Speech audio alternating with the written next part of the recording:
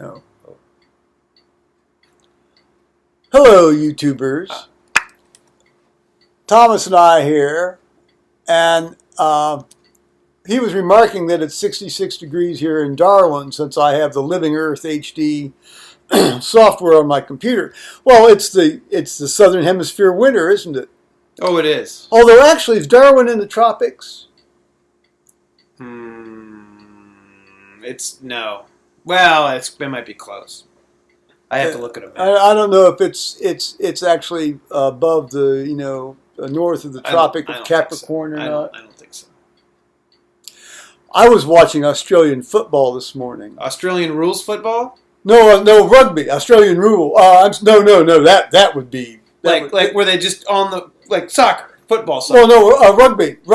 So that's Australian rules football. Well, no, Australian rules football actually is a very different thing, and a far more it's a far more visually appealing sport to somebody like myself. Let's put it that way. But a sports fan. Well, visually appealing. Perhaps some of my listeners out there will understand. But fast little update here on Paul's transmission situation.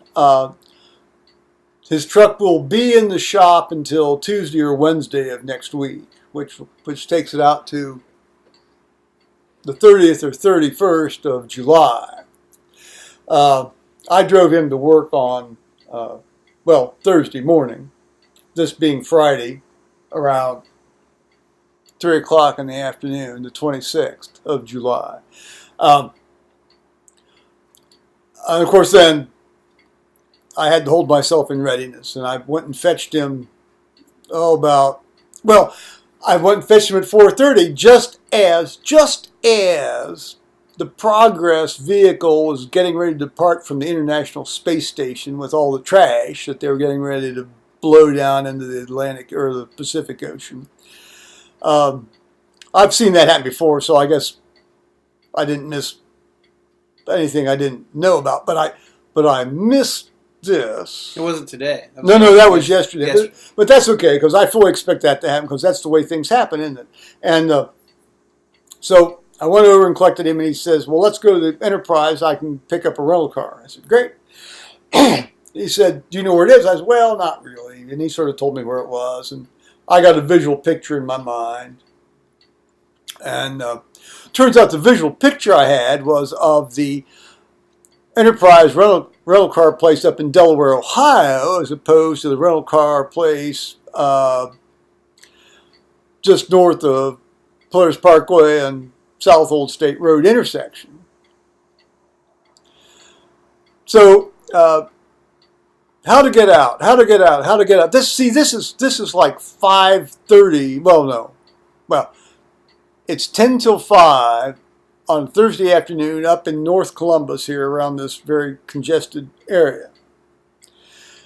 The typical lineup of cars at a stoplight backs up 3/8 of a mile. This is not an exaggeration. No, it's terrible. I mean, it's ridiculous. So, having realized that I couldn't go out this one way, so I said, well, I'll just run out and I'll drive down for a while and I'll get another cross road and then I can go back up, and that's what I did. And then, so I'm going up, I'm approaching the intersection, the critical intersection. And I said, I need to go left here. Not a word from the right seat. Not a word from the right seat. So I'll go get in the left turn lane. Well,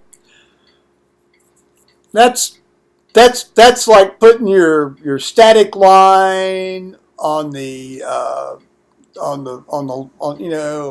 line up there and the transport aircraft when you're over the drop zone, and there ain't any other way to get out of that plane except out through the door, boys. So around the left turn I went, and then the right seat individual starts advising me where I should go. And I very foolishly followed that advice. Wasn't that supposed to be a left turn? No, it was a left turn, Oh. but it turned out that the Enterprise place was on the right side of the road farther north. Oh.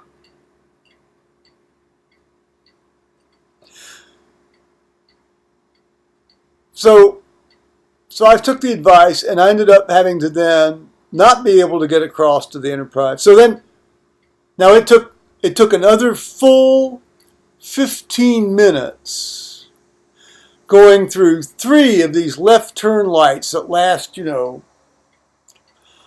almost longer than it took God to create the heavens and the earth. To get back to where I could go into this thing and drop him off at this Enterprise rent-a-car place.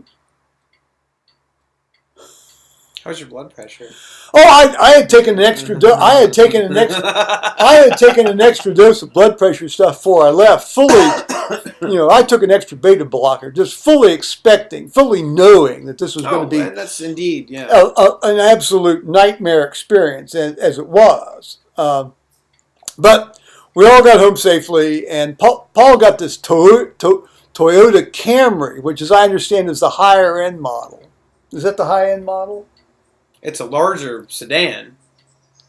Well, it's a Toyota. At least it's not one of those awful electric Priuses, which have supplanted Saabs as the ugliest vehicles on the road today.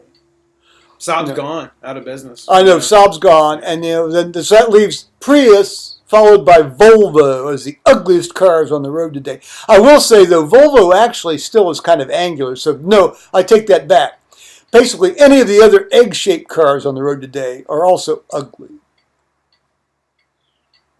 I want a car that looks like a car.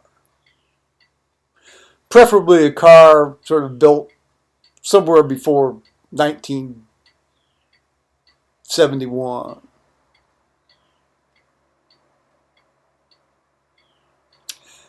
Anyway, so to the point, it's going to take a while to get this thing repaired. It's going to cost him $1,950.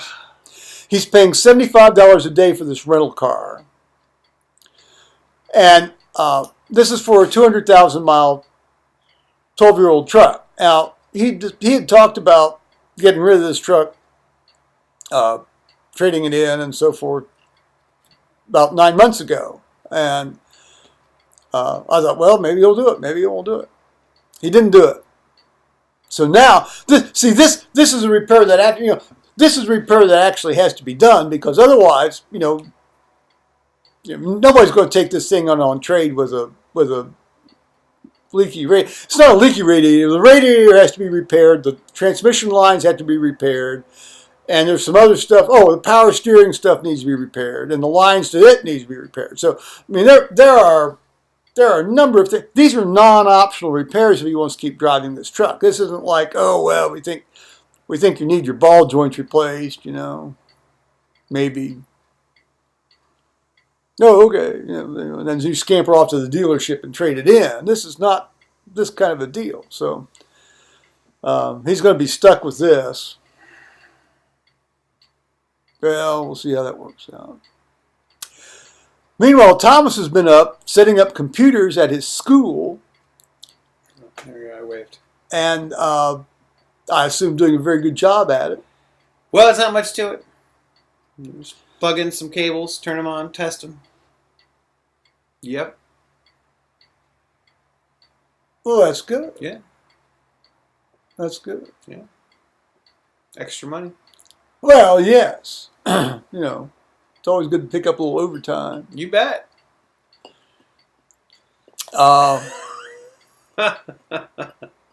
Let's see. I think that was basically the essence of today's message. This will be one of the shorter videos. Yeah, I know. I tend to, but when you're telling a story, you gotta work up to it. You've got to cover the territory.